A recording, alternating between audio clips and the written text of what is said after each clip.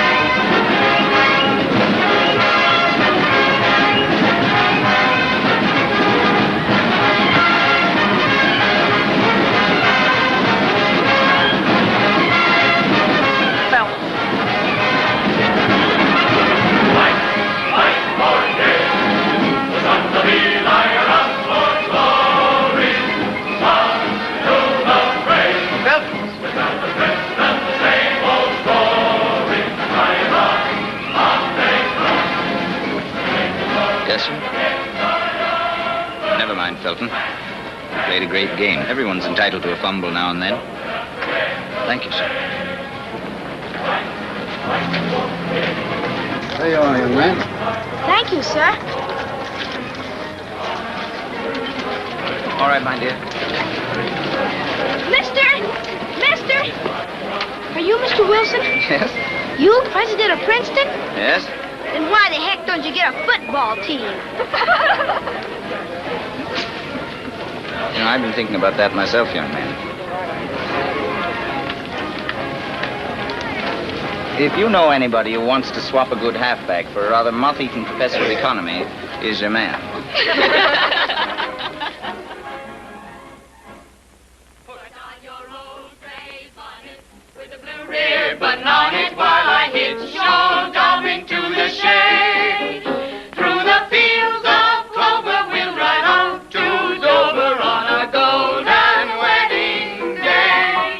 Put on your old gray bonnet with the blue ribbon on it while I hitch your dog into the shade.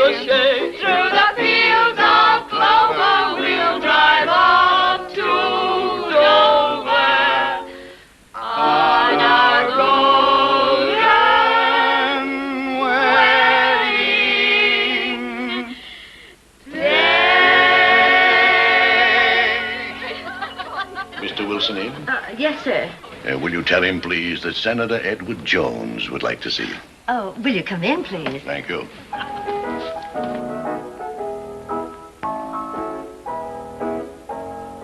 Will you come into the study?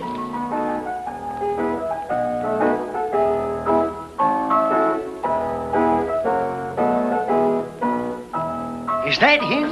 Yes. What kind of a professor is he? I'll tell Mr. Wilson you're here. Thank you. Not a bad layout for a school teacher. The college owns it. They just let him live here. You know, Ed, I think it'd be kind of nice if the state did something like this for us boys. History of the American people, constitutional government, mere literature. Say, did you know he wrote these himself? Good evening, gentlemen.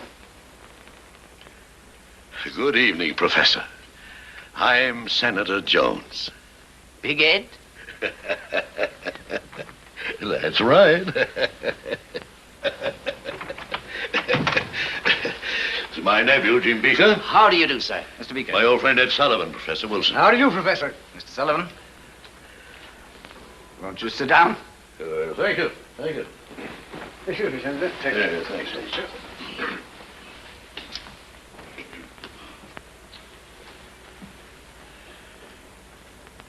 Well, Senator, what can I do for you? Mr. Wilson, how would you like to be governor of New Jersey? Governor? There's a strong progressive movement running in this country. People are looking for a change. Yes, but why me? I'm not a politician. No, but this fight you've put up to abolish these social clubs and run Princeton on an equal footing for everybody has got a lot of people talking. I was under the impression I'd been defeated in that fight. Oh, people don't take those schoolboy matters as seriously as you do, Professor.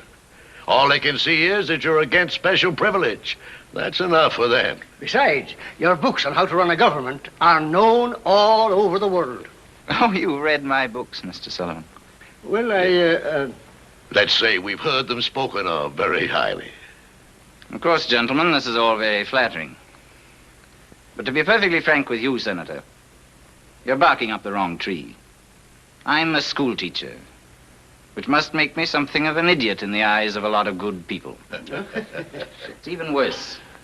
I'm a Southern Democrat in a Yankee stronghold. We just won't tell anybody about that, Professor. Besides, you must realize this isn't the sort of decision I can make overnight.